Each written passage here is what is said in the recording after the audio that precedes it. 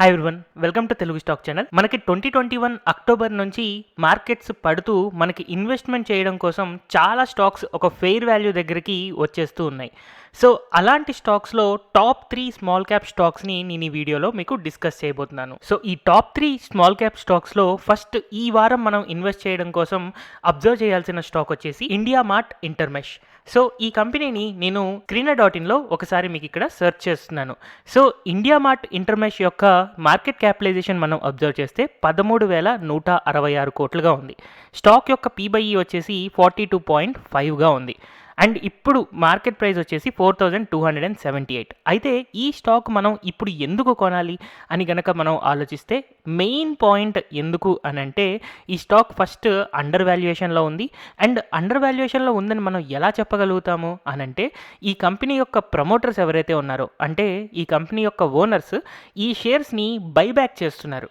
వాళ్ళు బైబ్యాక్ చేసే ప్రైస్ వచ్చేసి 6,200 రూపీస్.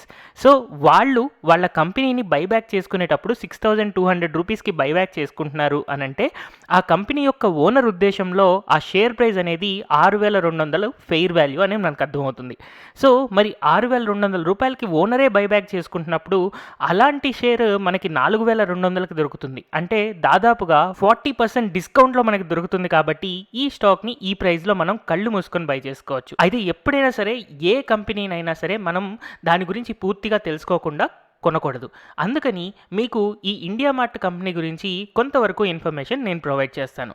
సో ఒకసారి మనం ఇండియామార్ట్ యొక్క వెబ్సైట్కి వెళ్దాం. సో యాక్చువల్గా ఈ కంపెనీ చేసే బిజినెస్ ఏంటి అంటే B2B బిజినెస్ అంటారనమాట. అంటే ఒక బిజినెస్ నుంచి ఇంకొక బిజినెస్కి ప్రొడక్ట్స్ అండ్ సర్వీసెస్ ప్రొవైడ్ చేయడం. అయితే ఈ కంపెనీ ద్వారా మేజర్గా drugs and pharmaceuticals, hospital equipments and diagnostic equipments, food and agricultural products, industrial machinery, industrial supplies, electrical and electronics, ఇంకా రకరకాల కేటగిరీస్లో ఉన్న ప్రొడక్ట్స్ని ఇండస్ట్రీస్ నుంచి హోల్సేలర్స్ లేదా డిస్ట్రిబ్యూటర్స్ కొంటూ ఉంటారనమాట. సో ఇలాంటి ప్లాట్ఫామ్లో యూజువల్గా వీళ్ళు కస్టమర్ నుంచి ఎలాంటి మనీ తీసుకోవట్లేదు, డైరెక్ట్గా కంపెనీ నుంచి అంటే లార్జ్ ఆర్గనైజేషన్స్ ఏవైతే ఉన్నాయో వాళ్ళ నుంచి మనీ తీసుకోవడం ద్వారా అండ్ వాళ్ళకి ప్రీమియం సర్వీసెస్ ఇవ్వడం ద్వారా వీళ్ళు మనీ అనేది ఎర్న్ చేస్తూ ఉన్నారు. సో ఇలాంటి బిజినెస్ నుంచి వచ్చే రెవెన్యూని కనుక మనం అబ్జర్వ్ చేస్తే ఈ కంపెనీ యొక్క ప్రాఫిట్స్ని మనం మార్చ్ 2010లో కనుక అబ్జర్వ్ చేస్తే కేవలం 31 కోట్లు మాత్రమే. బట్ ఈ రోజున 751 కోట్లుగా పెరిగింది. అంటే ఈ కంపెనీ యొక్క రెవెన్యూ అనేది 20 రెట్లు పెరిగింది కేవలం 12 సంవత్సరాల్లో. అయితే 2010లో, 11లో, 12లో అండ్ దాదాపుగా మనకి 2018 దాకా ఈ కంపెనీ లాసెస్లోనే ఉంది. ఎప్పుడు ప్రాఫిట్స్ జనరేట్ అయింది అని అంటే ఈ కంపెనీకి 500 కోట్ల రెవెన్యూ పైన రావడం స్టార్ట్ అయినప్పటి నుంచి ఈ కంపెనీ అనేది క్లియర్గా ప్రాఫిటబుల్ కంపెనీగా మారి గత 4 సంవత్సరాలుగా కన్సిస్టెంట్ ప్రాఫిట్ వస్తుంది.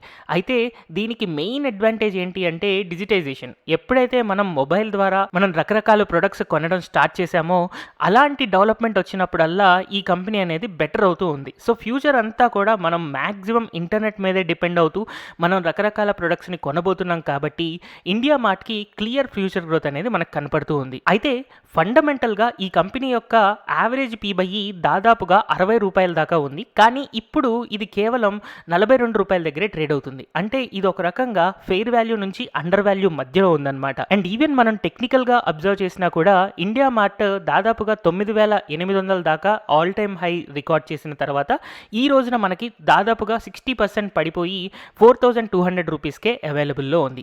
ఇది కేవలం మార్కెట్ ఫాల్ లేదా ఇంట్రెస్ట్ రేట్స్ ఇంక్రీజ్ చేయడం అండ్ ఎఫ్ఐఎస్ ఎక్కువగా ఎగ్జిట్ చేయడం వల్ల ఈ షేర్కి కొంచెం నెగిటివ్ ఎఫెక్ట్ అనేది క్లియర్గా మనకు కనిపించింది. బట్ ఇక్కడ నుంచి మనకి రికవరీ ఇచ్చి చాలా క్లియర్ గ్రోత్ మనకి అబ్జర్వ్ చేయొచ్చు. అందుకని నా లిస్ట్లో ఇండియా మార్ట్ని నెంబర్ 1గా నేను ప్లేస్ చేసుకున్నాను. అండ్ ఈ వారం నా లిస్ట్లో ఉన్న సెకండ్ స్టాక్ వచ్చేసి Shyam metallics and energy limited. ఈ కంపెనీ యొక్క మార్కెట్ క్యాపిటలైజేషన్ 7,762 కోట్లు. సో క్లియర్గా మనకు ఒక small cap company.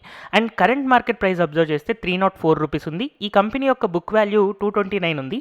And stock యొక్క పీబైఈ 4.52 ఉంది. యూజువల్గా ఈ మెటాలిక్స్ అండ్ ఎనర్జీ కంపెనీస్కి పీబైఈ 10 to 20 మధ్యలో ఉంటుందన్నమాట. కానీ ఈ స్టాక్ యొక్క పీబైఈ కేవలం 4.52 ఉండడం వల్ల చాలా అట్రాక్టివ్ వాల్యుయేషన్లో మనం ట్రేడ్ అవుతుంది అని అనుకోవచ్చు. అండ్ ఈ కంపెనీ ఫండమెంటల్స్ అబ్జర్వ్ చేసిన దీని యొక్క ROE అండ్ ROCE చాలా హై వాల్యూస్ నోట్ చేయడం మనం క్లియర్గా ఇక్కడ అబ్జర్వ్ చేయొచ్చు. సో ఈ కంపెనీ చేసే బిజినెస్ని మనం ఒకసారి అబ్జర్వ్ చేస్తే ఈ కంపెనీ యొక్క మేజర్ ప్రొడక్ట్స్ వచ్చేసి pellets, sponge iron, billets, TMT, structural steel and అలాగే వైర్ రాడ్స్, పవర్ జనరేషన్ ఉంది, ఫెర్రో అలాయ్స్ అండ్ అల్యూమినియం ఫాయిల్స్ని తయారు చేస్తూ ఉంటుంది. అండ్ ఈ కంపెనీకి మనకి తెలుసు బయట మార్కెట్లో ఇలాంటి కంపెనీస్కి చాలామంది కాంపిటీటర్స్ ఉంటారు. బట్ ఇంతమంది కాంపిటీటర్స్ ఉన్నా కూడా ఈ కంపెనీ యొక్క ప్రాఫిట్స్ ఒకసారి మనం అబ్జర్వ్ చేస్తే 2018లో మనకి 3,700 కోట్ల రెవెన్యూ ఉన్నప్పుడు ఇప్పుడు 2022లో 10,000 కోట్ల రెవెన్యూ. Clear growth. మనకి కేవలం 4 సంవత్సరాల్లోనే 3 రెట్లు మనకి రెవెన్యూ పెంచుకోగలిగిన ఏకైక కంపెనీ. అండ్ అలాగే నెట్ ప్రాఫిట్ మనం అబ్జర్వ్ చేసిన 400 కోట్ల నుంచి ఇప్పుడు 1,700 కోట్ల దాకా పెరిగింది. సో చాలా ఫాస్ట్ గ్రోత్. మనకి ఈ సెక్టార్లో ఇలాంటి కంపెనీ అనేది మనకి ఇంత చీప్ వాల్యుయేషన్లో దొరకడం చాలా కష్టం. బట్ ఇప్పుడున్న మార్కెట్ ఫాల్లో ఎఫ్ఐఎస్ ఎగ్జిట్ అవుతూ ఉండడం వల్ల ఇలాంటి స్టాక్ మనకి చాలా మంచి ఫెయిర్ వాల్యుయేషన్లో దొరుకుతూ ఉంది. అండ్ ఈ కంపెనీ ఐపీఓకి లిస్ట్ అయినప్పుడు 376 రూపీస్లో లిస్ట్ అయింది. బట్ యాజ్ ఆఫ్ నో దగ్గరగా 300 రూపీస్ దగ్గరే మనకి అవైలబుల్లో ఉంది. And in fact పీబై ratio average observe చేసిన ఈ స్టాక్కి 8 to 9 మినిమం ఉంటుంది. బట్ ఇప్పుడు 4.5 ఉంది కాబట్టి చాలా అండర్ వాల్యుయేషన్లో ఉన్నట్టు మనం క్లియర్గా అర్థం చేసుకోవచ్చు.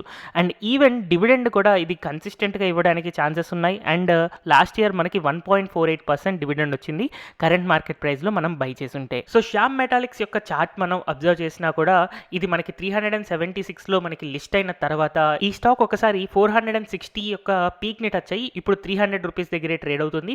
మేబీ మార్కెట్ ఫాల్ ఇంకొంచెం కంటిన్యూ అయితే 10 to 15% వరకు కరెక్షన్ వచ్చిన తర్వాత మళ్ళీ రివర్సల్ రావచ్చు. అయితే మరి అండ్ ఎందుకు మనం రివర్సల్ ఎక్స్పెక్ట్ చేయాలి అండ్ ఫ్యూచర్ గ్రోత్ ఎలా మనం ప్రిడిక్ట్ చేసుకోవాలి అంటే యాక్చువల్గా ఈ శ్యామ్ మెటాలిక్స్ అనే కంపెనీ ఫిబ్రవరి టు మార్చి మధ్యలో 990 కోట్ల రూపాయల క్యాపెక్స్ ప్లాన్ చేసింది. అంటే క్యాపిటల్ ఎక్స్పెండిచర్, అంటే కొత్త ప్లాంట్ పెట్టి మళ్ళీ ఇంకా ఎక్కువ మెటీరియల్ జనరేట్ చేసి కొత్త రెవెన్యూని అండ్ అలాగే దాని ద్వారా కొత్త ప్రాఫిట్ని జనరేట్ చేయడం కోసం ఫ్యూచర్ ప్లాన్స్కి 990 కోట్ల రూపాయలు మళ్ళీ కొత్త ప్లాన్ కోసం పెట్టింది. కాబట్టి ఈ కంపెనీ యొక్క గ్రోత్ అనేది మనకి చాలా క్లియర్గా కనపడుతూ ఉంది. అండ్ అప్పులు లేకపోవడం వల్ల ఈ కంపెనీ యొక్క గ్రోత్ని ఆపడం చాలా కష్టం. అండ్ మార్కెట్ క్యాపిటలైజేషన్ వైజ్ చాలా చిన్న కంపెనీ కాబట్టి ఫ్యూచర్లో మనం చాలా ఎక్కువ గ్రోత్ ఎక్స్పెక్ట్ చేయొచ్చు. అండ్ ఫైనల్గా ఈ వీడియోలో మనం డిస్కస్ చేసుకోబోయే థర్డ్ స్టాక్ వచ్చేసి తాన్లా ప్లాట్ఫామ్స్ లిమిటెడ్. ఆల్రెడీ నేను 2 days బ్యాకే తాన్లా ప్లాట్ఫామ్ వర్సెస్ రౌట్ మొబైల్స్ చేశాను. అయితే ఆ వీడియోలో నాకు రౌట్ మొబైల్స్ అనేది చాలా క్లియర్ బెనిఫిషియరీగా కనిపిస్తుంది. బట్ ఈ రెండు కూడా టఫ్ కాంపిటీటర్సే, Tanla platforms and Route mobiles. So ఎవరైనా తాన్లా ప్లాట్ఫామ్లో ఇన్వెస్ట్ చేసుకోవాలి అని అనుకుంటే అలాంటప్పుడు ఇది మనకి ఫెయిర్ వాల్యూకి చాలా దగ్గరగా ట్రేడ్ అవుతూ ఉంది. యాక్చువల్గా ఈ కంపెనీ యొక్క ఫెయిర్ వాల్యూ క్యాలిక్యులేట్ చేస్తే 1100 రూపీస్గా వస్తుంది. బట్ ఇది జస్ట్ 10% ఓవర్ వాల్యుయేషన్లో ఉంది కాబట్టి 1217 రూపీస్ దగ్గర కూడా ఈ స్టాక్ని యాడ్ చేసుకోవచ్చు. ఒకవేళ 1217 దగ్గర యాడ్ చేసుకుంటే దీన్ని మళ్ళీ 1050 రూపీస్ లేదా 1060 రూపీస్ దగ్గర దీన్ని యావరేజ్ చేసుకోవడానికి ఆపర్చునిటీ క్లియర్గా రావడానికి ఛాన్సెస్ ఎక్కువ ఉన్నాయి కొంచెం. యాక్చువల్గా తాన్లా ప్లాట్ఫామ్స్ అనే కంపెనీ వచ్చేసి క్లౌడ్ కమ్యూనికేషన్ కంపెనీ అనమాట. సో ఇలాంటి క్లౌడ్ కమ్యూనికేషన్ కంపెనీస్ రాబోయే 7 to 10 years వరకు ఎవ్రీ ఇయర్ 30% గ్రోత్ అబ్జర్వ్ చేయడానికి ఛాన్సెస్ ఎక్కువగా ఉన్నాయి. సో ఓన్లీ బిజినెస్సే 30 to 40% గ్రో అవుతున్నాయంటే షేర్ ప్రైజెస్ 50 to 60% గ్రో అవ్వచ్చు. సో ఫ్యూచర్ మనకు క్లియర్గా గ్రోత్ కనిపించే సెక్టార్స్లో వన్ ఆఫ్ ది సెక్టార్ వచ్చేసి క్లౌడ్ కమ్యూనికేషన్. సో ఆ సెక్టార్లో ఉన్న కంపెనీస్లో ఇండియాలో మేజర్ మార్కెట్ షేర్ ఉన్న కంపెనీ వచ్చేసి తాన్లా ప్లాట్ఫామ్. సో ఇలాంటి తాన్లా ప్లాట్ఫామ్ కూడా మనకి ఫెయిర్ వాల్యూకి చాలా దగ్గరలో ట్రేడ్ అవుతుంది. ఇన్ టర్మ్స్ ఆఫ్ మనం పీబైఈ కనుక తీసుకుంటే యావరేజ్ పీబైఈ మనకి దాదాపుగా 30 రూపీస్ దగ్గరే ఉంది. సో ఇప్పుడు కూడా మనం 30 రూపీస్ దగ్గరే పీబైఈ ట్రేడ్ అవుతుంది కాబట్టి ఈ స్టాక్ని కూడా మనం అబ్జర్వ్ చేయొచ్చు. ఇన్ కేస్ ఈ కంపెనీ యొక్క పిఎండ్ఎల్ అబ్జర్వ్ చేసినా కూడా 2011లో 297 crores ఉన్న కంపెనీ కన్సిస్టెంట్గా గ్రో అవుతూ 10 సంవత్సరాల్లో 15 రెట్లు రెవెన్యూ ఎక్కువ జనరేట్ చేయగలిగింది. అండ్ 2014 దాకా లాసెస్లో ఉన్న ఈ కంపెనీ 2015 నుంచి ప్రాఫిట్స్లోకి కన్వర్ట్ అయ్యి కన్సిస్టెంట్ ప్రాఫిట్స్ వచ్చాయి. ఎప్పుడైతే 2020 వచ్చిందో అలాంటి కరోనా క్రైసిస్లో ఒకసారి లాసెస్ రికార్డ్ చేసిన తర్వాత నెక్స్ట్ ఇయర్ నుంచి హెవీ బౌన్స్ బ్యాక్తో ఎప్పుడైతే మనకి డిజిటైజేషన్ స్టార్ట్ అయిందో అక్కడ నుంచి మనకి ఒక క్లియర్ గ్రోత్తో ఈ తాన్లా ప్లాట్ఫామ్ అనేది చాలా కన్సిస్టెంట్ పర్ఫార్మర్గా ఫ్యూచర్లో మనకు కనపడబోతుంది. అండ్ ఈ స్టాక్ని మనం టెక్నికల్గా కనుక అబ్జర్వ్ చేస్తే ఒక పర్టికులర్ పాయింట్ ఆఫ్ టైంలో ఈ రేంజ్లో మనకి స్టాక్ అనేది ట్రేడ్ అవ్వలేదు. ఆ రేంజ్ వచ్చేసి రూ. 1067 నుంచి రూ. 1100. కాబట్టి ఖచ్చితంగా ఏదో ఒక రోజున ఈ ప్రైస్ రేంజ్‌లో ట్రేడ్ అవ్వాలి. ఇప్పుడు మార్కెట్ ఉన్న సిట్యుయేషన్‌లో ఇంకా పడడానికి ఛాన్సెస్ ఉన్నాయి కాబట్టి ఈ స్టాక్‌ని 1116 నుంచి రూ. 1067 మధ్యలో స్ట్రాంగ్ సపోర్ట్ వస్తుంది. కాబట్టి ఆ లెవెల్‌లోకి వచ్చిన తర్వాత తాన్లా ప్లాట్‌ఫామ్‌ని మనం బై చేసుకోవచ్చు. బట్ ఎవరైనా కొంచెం ఆ లెవెల్‌కి వెళ్ళిన తర్వాత మళ్ళీ యాడ్ చేసుకుందాం, ఇప్పుడు మళ్ళీ ఒకసారి కొనుక్కుందాం అని అనుకుంటే ఈ లెవెల్‌లో కొనుక్కొని ఆ లెవెల్‌లో యావరేజ్ చేసుకోవడానికి ప్లాన్ చేసుకోవచ్చు. సో ఇలా ఈ వారం మనం ఇన్వెస్ట్ చేయాలి అని అనుకుంటే ఫెయిర్ వాల్యూకి దగ్గరలో ఉన్న టాప్ 3 స్మాల్ క్యాప్ స్టాక్స్ వచ్చేసి ఇవి. హోప్ ఈ వీడియో ద్వారా ఒక మంచి 3 స్టాక్స్ గురించి మీరు తెలుసుకున్నారు అని అనుకుంటున్నాను. అండ్ ఎప్పుడైతే మీరు ఇన్వెస్ట్ చేయబోతున్నారో ఆ కంపెనీస్ గురించి పూర్తిగా తెలుసుకున్న తర్వాత అండ్ ఆ కంపెనీ యొక్క గ్రోత్ మీద మీకు నమ్మకం ఉంటే మాత్రమే ఇన్వెస్ట్ చేయండి. ఈ నాలెడ్జ్ మీకు హెల్ప్ఫుల్గా ఉంది అని అనుకుంటూ thank you everyone for watching this video.